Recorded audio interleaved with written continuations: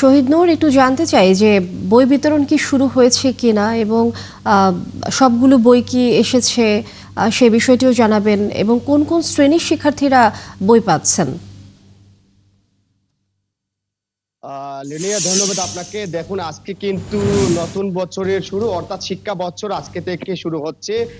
সারা দেশের মতো কিন্তু সুনামগঞ্জে আজকে প্রাথমিক এবং মাধ্যমিকে আসলে বই দেওয়ার কথা থাকলেও কিছু কিছু প্রতিষ্ঠানে আসলে তারা সুখ পালন করছেন। আমি যদি আপনাকে জানানোর চেষ্টা করি, আমি প্রাথমিক অধিদপ্তর থেকে জেলা প্রাথমিক শিক্ষা অফিসার মোহনলাল দাসের কাছ থেকে যেমনটা জানতে পেরেছি, সুনামগঞ্জে প্রায় 1475টি প্রাথমিক শিক্ষা প্রতিষ্ঠানে আসলে তারা আজকে বই দিবেন।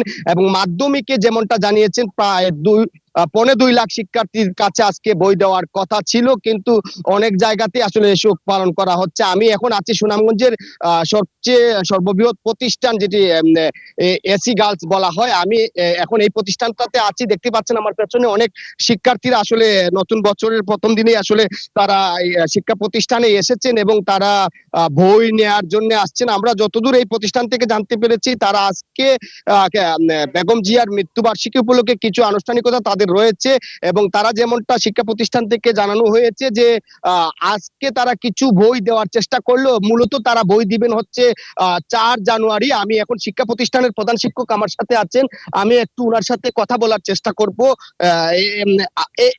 এইখানে তিনি আসলে অবস্থান করছেন এবং আপনারা আসলে আপনাদের জায়গা থেকে কি মেসেজ দিচ্ছেন শিক্ষার্থীদের? এটা আমরা বরাবরের মতোই মানে 1 তারিখে বই দিয়ে আসছি। তো এবছর একটু ব্যতিক্রম। আমাদের দেশের সাবেক 3বারের প্রধানমন্ত্রী তিনি ইন্তেকাল ফর্মে আছেন। ইন্না লিল্লাহি ওয়া ইন্না আপনাকে দর্শক, বই বিতরণ নিয়ে বিস্তারিত আমরা জানছিলাম সহকর্মী শহীদ নূরের কাছ থেকে বিস্তারিত।